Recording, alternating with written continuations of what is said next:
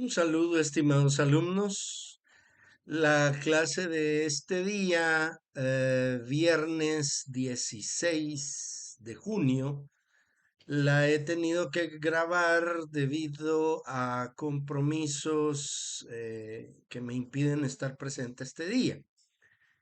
Bueno, en la última clase del día miércoles veíamos el tema del neuromarketing.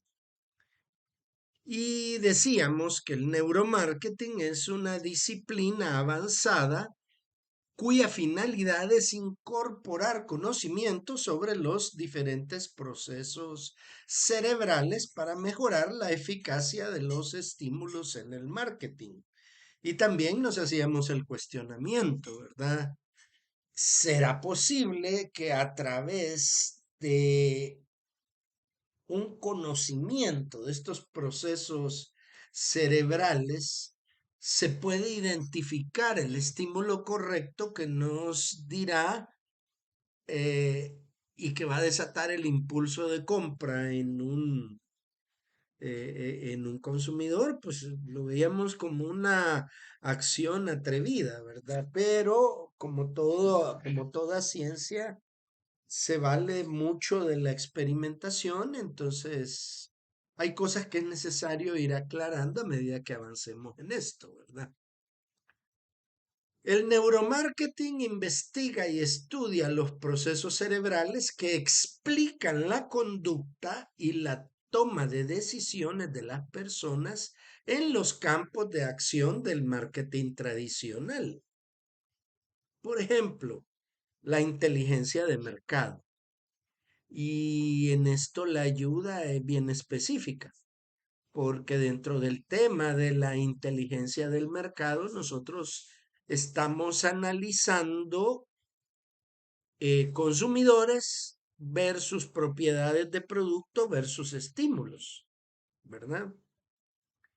Entonces, el diseño de productos y servicios, las comunicaciones, los precios, el branding, el posicionamiento, el targeting, los canales y las ventas, he aquí donde hace su aparición la neurociencia aplicada al marketing, ya que se pueden utilizar sus métodos para entender y medir sin la interferencia de la mente racional las respuestas subyacentes de los consumidores frente a distintos estímulos.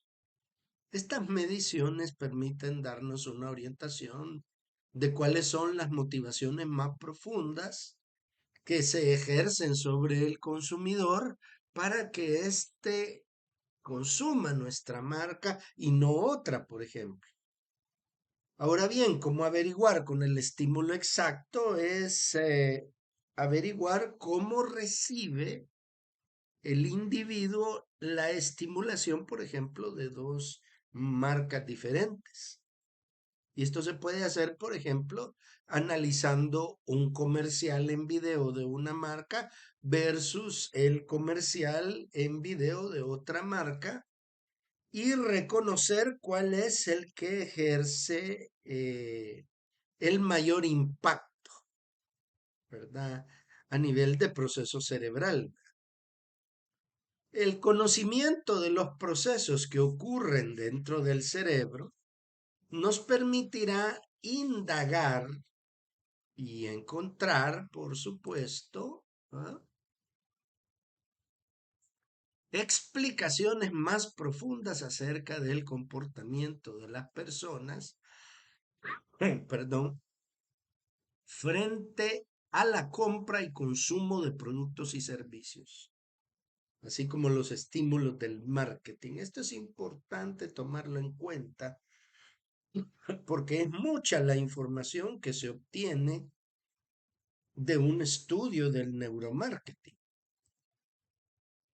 Bien, por lo tanto, siempre es importante analizar lo que dicen los consumidores y observar la forma en que se comportan.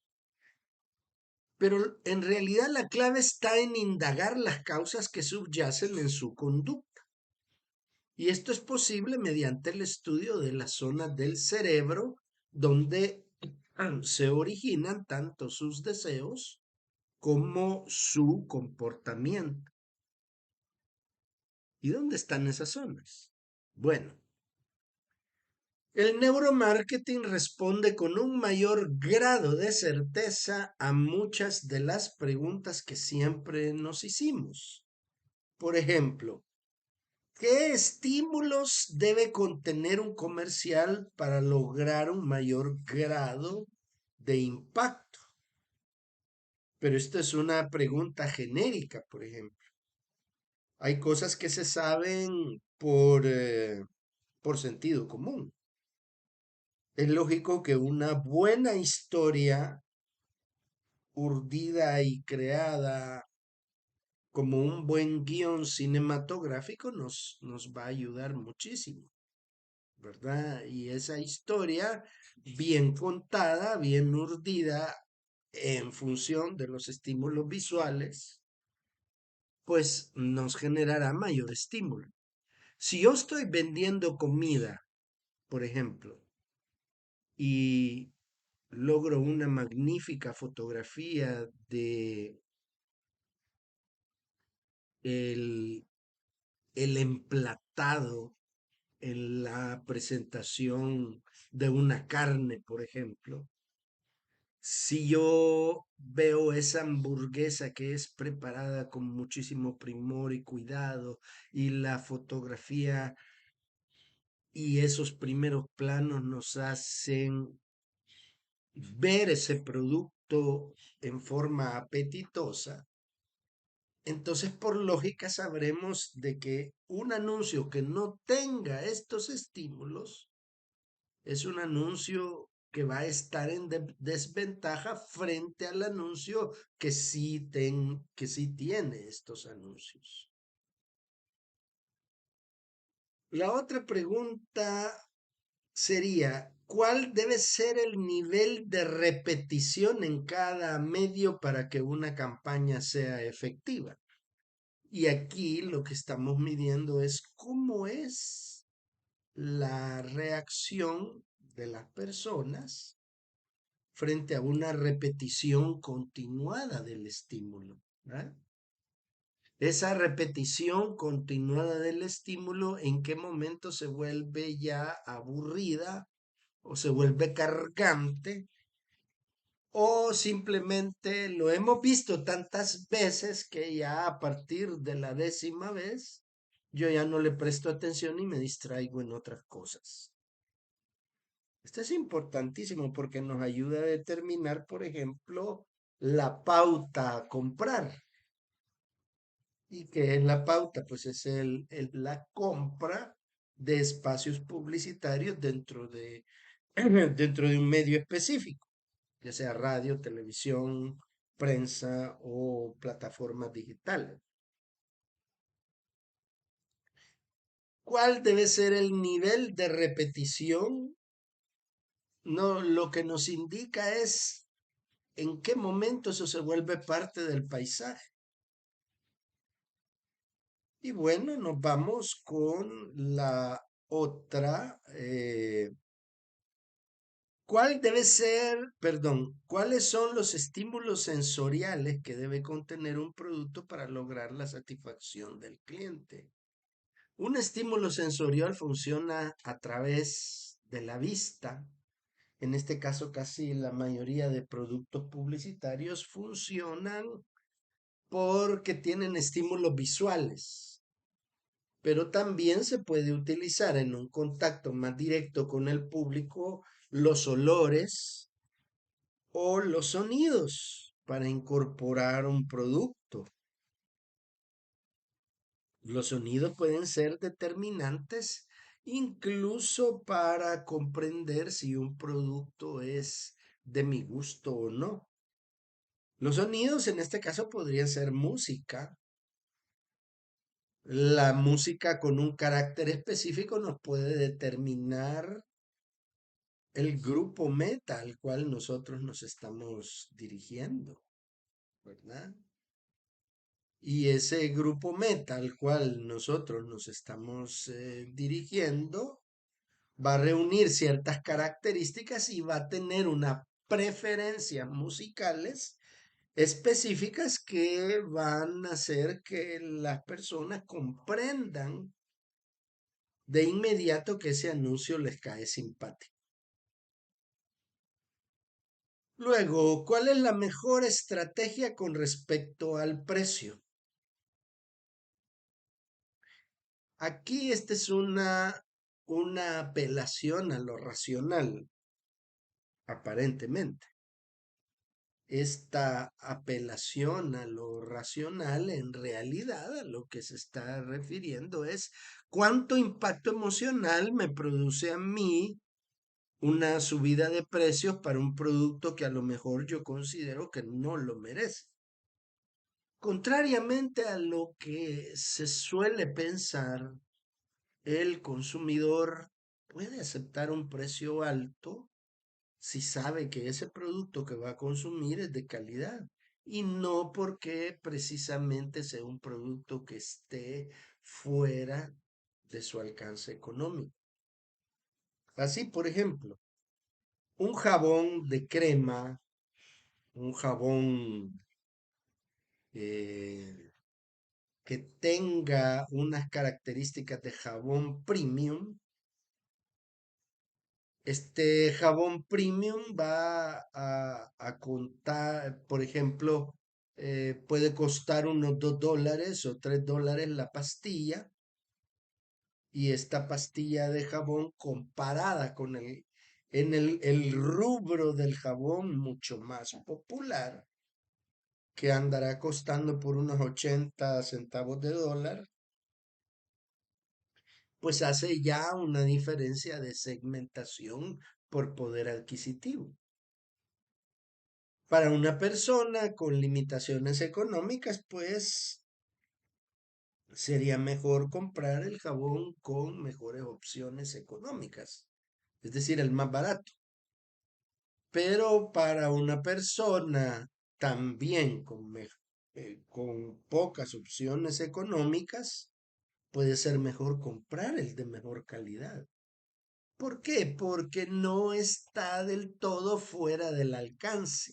Si estamos hablando de un jabón, por ejemplo, la diferencia puede ser $1 o $2. Y la decisión es, ¿sería yo capaz de pagar 2 o $2.50 por una pastilla de jabón cuando me puedo comprar por esa misma cantidad 3 jabones de una categoría inferior? Sí, ¿verdad? Todo eso que hemos descrito es una solución racional, pero también se puede medir un impacto emocional. Supóngase que ese jabón, que es de 70 centavos, de pronto sube su precio triplicándolo, ya cuesta $3. Eso produce un impacto emocional, que qué, ¿verdad? Ese famoso que qué. Si este jabón la semana pasada valía 60 centavos y ahora quiere valer $3, están locos. Esa reacción es la que se mide también en los aspectos puramente cognitivos y lógicos, ¿verdad? Bien. ¿Cómo se puede seducir a los clientes para que permanezcan más tiempo en un punto de venta? Aumenten su volumen de compra y regresen. Aquí en esta pregunta, nosotros estamos buscando soluciones que nos ayuden a comprender cuál es el ambiente del punto de venta que resulta más óptimo para el cliente. Y ese ambiente de venta es un ambiente que el cliente espera que funcione para su propio beneficio, ¿no? Este beneficio propio significa que a mí me divierte ir a comprar, por ejemplo. ¿Será un acto de diversión? ¿Será una buena colocación de productos y un buen merchandising que me invita a quedarme? ¿Será el aire acondicionado, la limpieza? La lógica nos dice que sí, ¿verdad? Pero todavía deben haber estímulos más específicos que hagan de que, pues sí, el cliente no entre solo a pasear, sino que se vea atraído por algún producto o servicio. Esto también lo puede medir el neuromarketing, ¿verdad? Luego, ¿qué tipo de entrenamiento debe tener una fuerza de ventas para que sea competitiva? Aquí esto es bien importante porque estamos hablando de una acción directa de competitividad fundamentada en la venta presencial, de persona a persona. Hay productos que se venden de ese modo, ya sea en volumen o individualmente. Hay servicios o productos de alto valor también, especialmente los productos o servicios relacionados de business to business, o sea, de negocios con negocios. Y aquí el ejemplo que traigo más práctico para mí es el de una agencia de publicidad. La agencia de publicidad vende sus servicios publicitarios a otras empresas. Entonces, ¿qué recursos tiene que hacer para impactar a su cliente? Que es un cliente que a lo mejor no se va a centrar exclusivamente en el lado racional de la campaña. No va a buscar un lado emocional. Pero, ¿qué tipo de componente emocional podríamos introducir en el individuo para que la persona se entusiasme? Y entonces aquí empezamos a distinguir varias cosas. El análisis cognitivo de la compra y el análisis emocional y los tipos de estímulo que estos representan. Bien, hay marcas que debido a ciertas circunstancias tuvieron fallos y unos fallos en su proceso de marketing.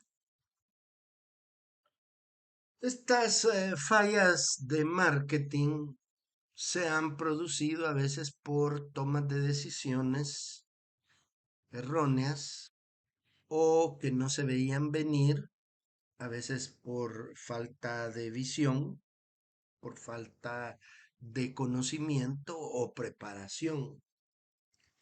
Algunas de estas marcas que ustedes pueden ver aquí, como Yahoo, Perry, Pets.com, Toys R Us, Sony, Borders, Tower, Yahoo, MySpace, Polaroid, Motorola, Xerox, Nortel, National Geographic, Atari, Kodak, Google mismo, Hitachi, Macy's tuvieron fallas graves que en algún momento provocaron un severo trastorno en la marca. Eh, Debido a que en muchas de las oportunidades los gerentes de mercadeo basan sus decisiones en la intuición y no se consideraba la ciencia como una alternativa para mejorar la toma de decisiones empresariales. Además, eso de estar viviendo en una época triunfalista o teniendo una actitud triunfalista también podía generar un vicio que se conoce como mantenerse en la esfera de la comodidad, que ya vamos a analizar eso más ampliamente, ¿verdad? Eh, Al aplicar nuevas metodologías de investigación junto a los conocimientos que se están generando en la neuropsicología, las neurociencias, el neuromarketing facilita la comprensión de las verdaderas necesidades de los clientes y permite superar potenciales errores por desconocimiento de sus procesos internos y metaconscientes. El neuromarketing pues se vuelve una herramienta indispensable para conocer estos factores, ¿verdad? Bueno, aquí en esta siguiente diapositiva tenemos algunos otros casos más, ¿verdad? Como el caso Marlboro, caso McDonald's, caso Full Throttle, caso Black, caso Mattel, ¿verdad? No los podemos investigar todos, pero sí les quiero mostrar, por ejemplo, el caso Kodak.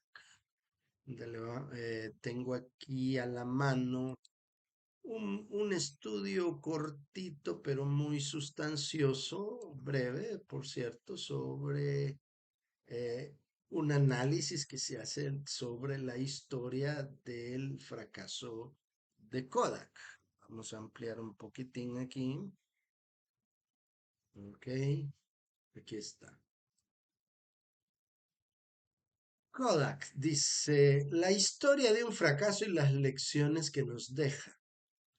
La conocida marca de cámaras, rollos fotográficos y revelado se mantuvo por décadas en el número uno en todo el mundo, pero su lenta adaptación a la tecnología los relegó al olvido, que hoy intentan revertir. O sea, la marca en sí no ha desaparecido, pero tardaron mucho en incorporarse a esa ola de la innovación de la que ya en los años 50 hablaba el famoso gurú de la innovación, Alvin Toffler.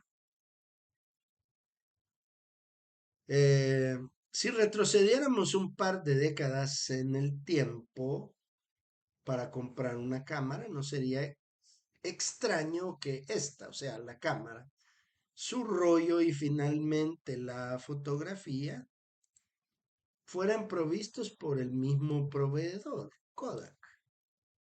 La famosa empresa fundada en 1888, o sea que es una empresa señora, es una empresa con una existencia de más de 100 años y que por largo tiempo fue una de las marcas más valiosas en Estados Unidos.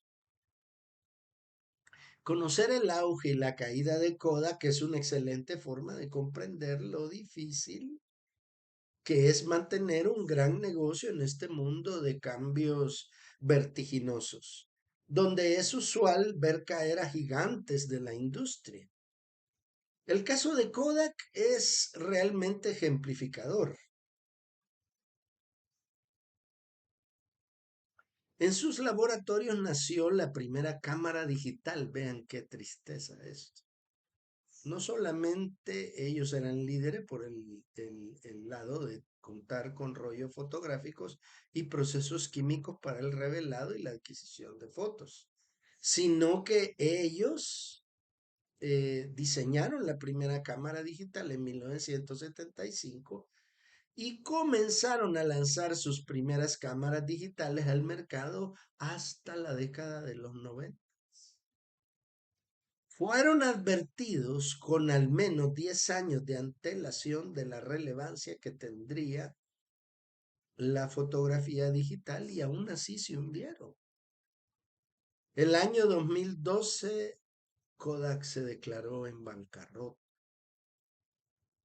Ni los 120 años de trayectoria, ni llegar a poseer alrededor del 90% del mercado norteamericano de películas para cámaras fueron suficientes. Pero ¿cómo pasó esto? Su historia se convirtió en un caso de estudio para quienes desean adentrarse en el mundo de los negocios. Los inicios, dice, de cero experiencia a revolucionar la industria. La historia de Kodak es fascinante. Su fundador, George Eastman, se había mudado a la ciudad junto a su familia luego de la muerte de su padre, quien era un hombre de negocios. La fortuna se desvaneció por lo que pasaron de una gran prosperidad económica a una vida modesta en la que solo con 14 años George tuvo que dejar los estudios y trabajar. Era difícil imaginar que este humilde joven iba a formar una empresa de impacto mundial, más aún en un área en la que no tenía experiencia. A sus 24 años, George compró una cámara con el fin de registrar sus vacaciones, pero no fue capaz ni siquiera de tomar una fotografía. Recordemos cómo eran las cámaras primerizas, un poco complicadas, ¿verdad? Y con un sistema que era difícil de entender para un Lego, ¿verdad? No era nada fácil utilizar una cámara en aquellos tiempos, por lo que tuvo que pagar a un fotógrafo por clases particulares. Así comenzó a adentrarse al mundo de la fotografía, dedicando tiempo a ello luego de salir de su trabajo en un banco y experimentando hasta altas horas de la noche. Mientras el foco de los fabricantes estaba en las cámaras, había algo que todos necesitaban y en lo que él vio su oportunidad de negocios y era las películas. Le esperaba un prometedor futuro como banquero, imagínense, ¿verdad? Ya le auguraban eso. Sin embargo, decidió renunciar a su trabajo para dedicarse con todo a su pasión, hacer la fotografía accesible a las masas. Ahí tienen uno de los principios fundamentales del emprendedurismo, encontrar un sentido de misión, y ese sentido de misión es, tenemos que hacer accesible a las masas la fotografía. George era un hombre adelantado a su época y su empresa era una de las pocas que tenía en sus altos mandos a una mujer. Además, repartía parte de sus ganancias entre sus empleados y dedicó gran parte de su fortuna a ayudar a la comunidad, lo cual le creó un aura de prestigio. Bueno, la vida del fundador de Kodak no tuvo un final feliz. Un intenso malestar en su columna le impidió mantener una vida activa, ¿verdad? Entonces, como él quedó prácticamente imposibilitado de caminar, pues cometió la fatal decisión de quitarse la vida con un disparo al corazón. Auge y caída de Kodak, la perdición de en sus propios laboratorios. Alguna vez la fotografía fue un arte accesible solo para unos pocos. Tomar una fotografía podía ser muy engorroso y Kodak llegó a cambiar esa realidad, creando cámaras que podían ser utilizadas por cualquier persona gracias a su facilidad de uso. Su lema era, tú presionas el botón y nosotros hacemos el resto. El negocio se basaba principalmente en la venta de rollos y suministros para imprimir fotografías. Era lo que le daba más volumen de ventas. Vendían sus cámaras a precios muy bajos, lo que le daba márgenes mínimos. Pero luego ganaban dinero cuando la gente tomaba e imprimía fotos.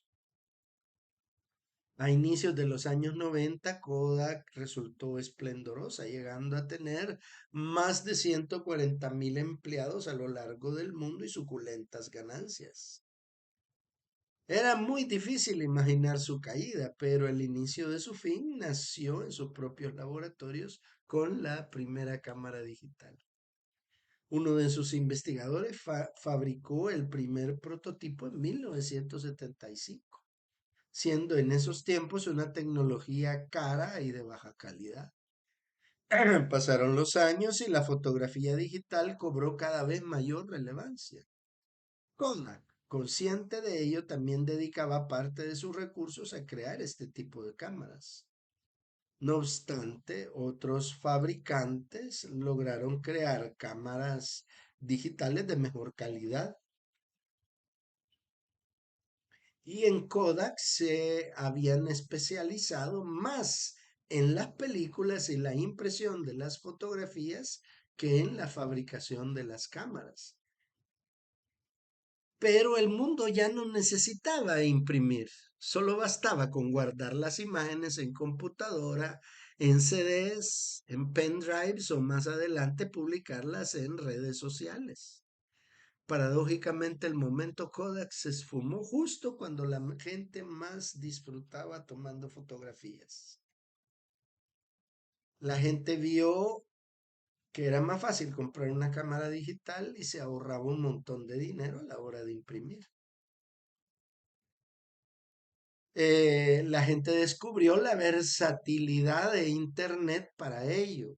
Y Kodak olvidó que su misión no era generar las mejores tecnologías para imprimir fotografías, sino ayudar a la gente a compartir momentos importantes. Si ustedes se fijan, mis estimados, hemos hallado como tres elementos esenciales en función de la fotografía. Primer momento, cuando Kodak dice, yo quiero hacer accesible la fotografía a las masas. Segundo momento, yo quiero que la fotografía eh, se convierta en un pasatiempo que capture el momento mágico. Lo logró.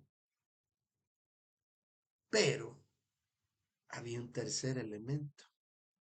La gente es feliz tomando fotos, pero ante una restricción monetaria se limita. ¿Mm? Y la restricción monetaria era por el alto costo comparado por el alto costo de imprimir fotos comparado con la capacidad de contar con miles de fotografías gratuitas y su capacidad de almacenaje que representaba la fotografía digital. Desde el momento en que Kodak descubrió la cámara digital, ya no le dedicó tiempo para su desarrollo, porque el centro de su negocio no eran las cámaras, sino que era la reproducción. Entonces él olvidó un punto esencial, que era que la gente quería compartir momentos importantes. Y si esos momentos importantes estaban a bajo precio, pues lo haría. Preferiría eso a tener una fotografía clásica. Ahí así hizo bola Kodak. Porque se aferró a lo que le dio buenos resultados en el pasado. Esto se convirtió ya en un lastre para Kodak. Pero las reglas del juego habían cambiado. Lo análogo estaba destinado a ser desplazado por lo digital y las imágenes físicas desplazadas por las imágenes virtuales. Hoy Kodak está lejos de ser puntero en el mundo de la fotografía, aunque sigue siendo una marca presente en cámaras y revelado digital. Y últimamente ha logrado fortalecer su valor en un público masivo con la nueva tendencia de impresión de fotos, orientándola a lo vintage, o sea, al pasado, a las décadas de oro, años 60, con la película Kodachrome y todo esto. También ha querido subirse a la hora de los smartphones y las cámaras GoPro, buscando posicionarse también en las nuevas tecnologías, sin lograr destacar demasiado. ¿Qué nos deja toda su línea de tiempo en este sentido? Hay tres cosas que podemos aprender tras esta interesante evolución o involución con Kodak. Uno, hay que pensar fuera de la caja. Esta es la diferencia entre el que detecta la oportunidad y el que no. Cuestionar el orden actual de las cosas fue lo que llevó a George Eastman a revolucionar la fotografía, sino que él comprendió hasta dónde se podía llegar. Pero la evolución no se detiene y sus más grandes saltos serían impulsados por este tipo de pensadores, y esto es lo que más careció Kodak. La segunda gran lección, no descuidar nunca la competencia ni el clima social. ¿Qué habría pasado si Kodak hubiese realizado una lectura más acertada de su competencia? ¿Qué hacía que la gente ya no imprimiese las fotos? O sea, con solo haberse hecho esa pregunta y haberse planteado una respuesta fuera de la caja, es decir, fuera de mis propios intereses o fuera de mis propias capacidades para detectarla, ¿va? No quedarme solo en mi intuición, sino reconocer la tendencia efectiva del mercado, hizo de que, de que estos fabricantes de cámaras tomaran una ventaja competitiva que resultó inadvertida para Kodak. O sea, Kodak estaba centrada en su negocio y descuidó esto de la competencia. Y finalmente la rapidez de la adaptación. La capacidad de adaptarse no se suple por la experiencia y el mundo de hoy.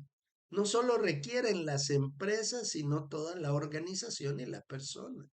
Y la experiencia por sí sola puede jugar una mala pasada.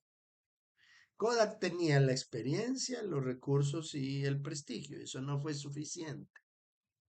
Ahora bien, las herramientas para averiguar eso también eran herramientas limitadas, pero bastaba con que hubiera hecho un análisis eh, de la competencia como para haberse dado cuenta y haber hecho como una especie de ejercicio de proyección, de extrapolación hacia dónde estaba conduciéndose el mercado y ponerse en los zapatos del consumidor. Si se hubiera puesto en los zapatos del consumidor, hubiera entendido cuál era la verdad del consumidor. El consumidor no entiende la futura tecnología, la va a comprender a partir de una necesidad que tenga. Por ejemplo, el consumidor decía, ojalá que un día yo pueda portar mi propio teléfono para llamar yo desde ahí, pero no dijo cómo quería el celular. El celular fue inventado a partir de esa necesidad que de cierta forma fue detectada previamente mediante el estudio del comportamiento del consumidor. Entonces, aquí es donde entra en el juego el neuromarketing.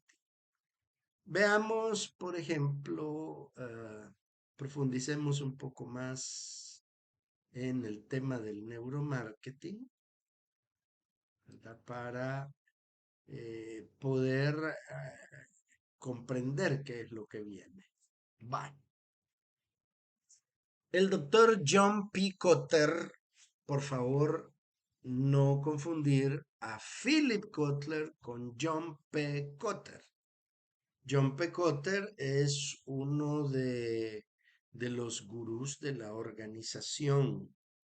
Entonces, él estableció un libro, él determinó un libro que era la resistencia al cambio, cómo manejar el cambio.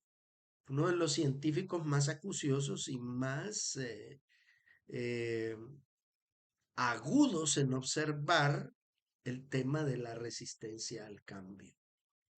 John P. Cotter de la Harvard Business School ejemplificaba el tema de la resistencia al cambio en este gráfico. Para John P. Cotter, el individuo moderno tiene tres zonas que tiene que superar para comprender el tema del cambio. Estas zonas son, primero, la zona de confort. Y esto es lo que realmente genera ceguera de todos los presidentes, mercadólogos, publicistas y comunicadores. En la zona de confort, el individuo ha tenido éxito. Puede que no sea un gran éxito, pero es un éxito mediano que permite satisfacer por lo menos las necesidades básicas exclusivamente. Si permite satisfacer esas necesidades básicas, entonces es algo bien visto. La zona de confort representa ese espacio donde yo me siento tranquilo, porque con el poco o mediano éxito que he tenido, satisfago mis necesidades esenciales y no me presiono para ir más allá. Eh, John Kotter, por ejemplo, decía que había que inyectar en las organizaciones ese primer virus de la emergencia, el sentido de la urgencia. Siempre hay un sentido de la urgencia en una evolución empresarial y en la medida en que detectásemos eso, en esa medida estábamos más en capacidad de sobrepasar una situación potencialmente dañina. Luego está la zona de aprendizaje. Si nosotros logramos superar la zona de confort, esta zona de confort, por cierto, incluso el mismo Cotter decía, se daba por el lujo con el cual se rodeaban los equipos de trabajo, ¿verdad? Las alfombras, los sillones mullidos, la comodidad, incluso la misma tecnología.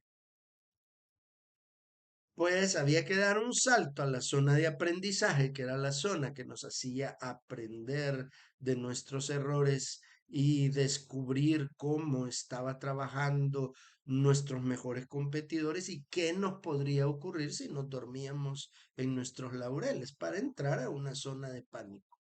La zona de pánico, miren, estamos a punto de que nos roben el mercado. El día de mañana la competencia sale con un nuevo producto que nos va a destruir el mercado. Esas son las situaciones que generan ceguera en todos los presidentes, mercadólogos, publicistas y comunicadores.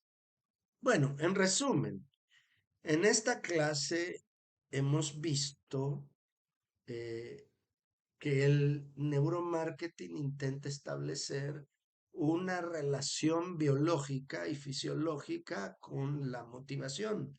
Intenta identificar ese cuerpo de estímulos eh, y aplicarla a la comunicación publicitaria o aspectos que tengan que ver incluso con el packaging del producto para volverlo atractivo.